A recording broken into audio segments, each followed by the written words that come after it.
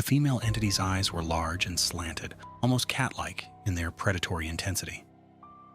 Her skin felt cold against his, unnaturally smooth, as she pressed him down onto the metallic examination table. Antonio Villas Boas would never speak of those 4 hours without his hands trembling. The scars on his chin, where they took his blood, remained visible until the day he died. What I'm about to tell you happened in the darkness of a Brazilian farm field in 1957. It was the first documented case of forced alien breeding. The man who lived through it spent 35 years trying to forget. But some memories refuse to stay buried, especially when they leave permanent scars. October 1957. The Brazilian countryside near São Francisco de Sales stretched endlessly under autumn skies. 23-year-old Antonio Villas Boas worked his family's farm with the methodical precision of generations before him.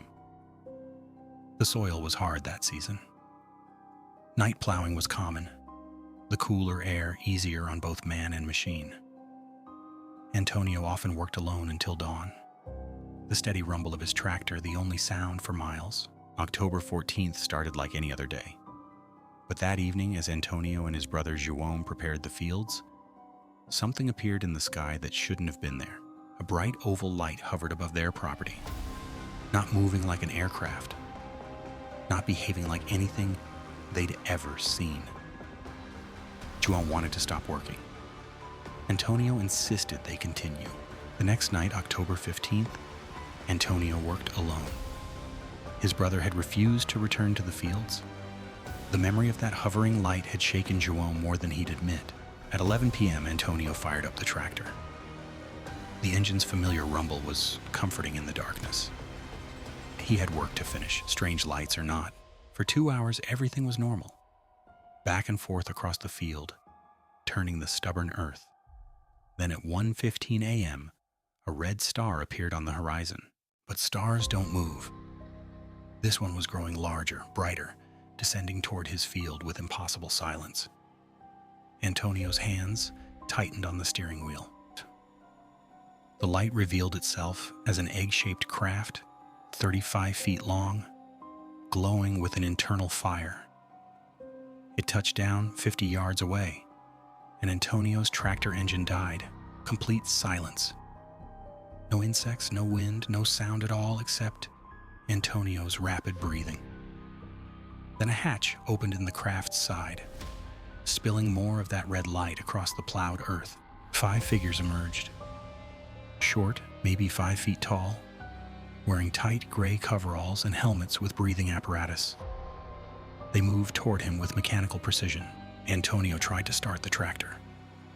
Nothing. He jumped down and ran, his boots slipping in the loose soil. Behind him, he could hear them following, not running, just walking with that same terrible precision. They caught him within 50 yards. Their hands were impossibly strong, their skin cold even through the coveralls. Antonio fought, screaming into the empty night. But they dragged him toward the craft. Inside the craft, the air was thick and humid. The walls pulsed with that same red light.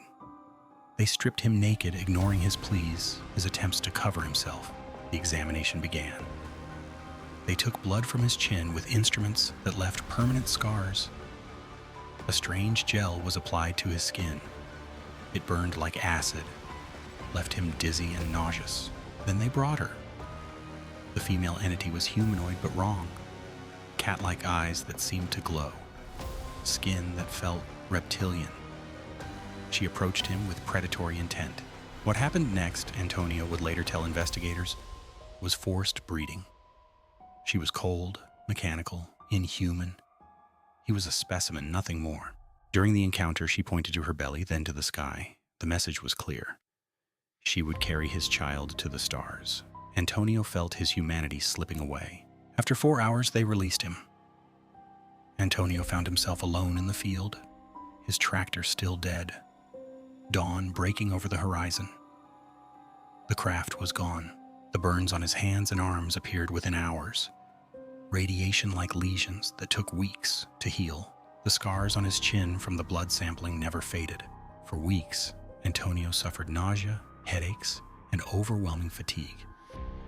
Dr. Olavo Fontes, a respected physician, documented every symptom, every mark, every detail.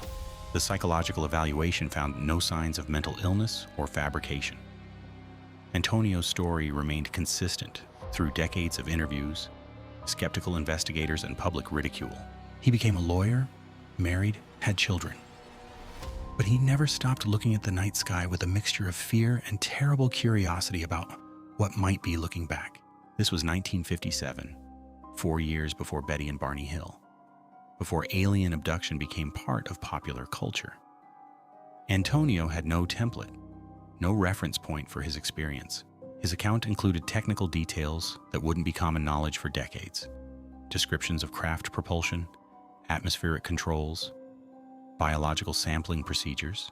Antonio Villas Boas died in 1992, taking his secrets with him. But somewhere in the cosmos, if his story is true, there might be a child who carries half his DNA. The next time you're alone in a field at night, remember Antonio's story. Some encounters change you forever, and some visitors never really leave.